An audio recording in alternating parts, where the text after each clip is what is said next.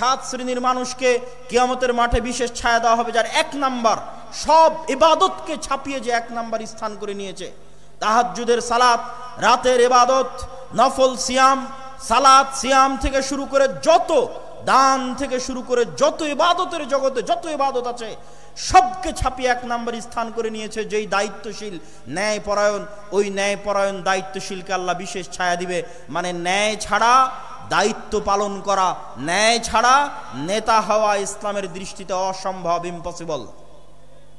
তো যতই আপনি লিল্লাহে তাকবীর দেন, যতই আপনি ভোটের বক্তব্য দেন, যতই আপনি ইকামতে দ্বীনের বক্তব্য দেন, যতক্ষণ না একটা প্রজন্ম তৈরি না হয়েছে যেই প্রজন্ম ন্যায়ের উপর প্রতিষ্ঠিত হবে, সত্যবাদিতার উপর প্রতিষ্ঠিত হবে, কোনো কিছুর সাথে আপোষ করবে না, নিজের দ্বীনের উপর কট্টর কনফিডেন্ট হবে, এরকম একটা প্রজন্ম যতক্ষণ তৈরি না হয়েছে ততক্ষণ রাষ্ট্রে কখনোই ইসলাম প্রতিষ্ঠা করা সম্ভব নয়।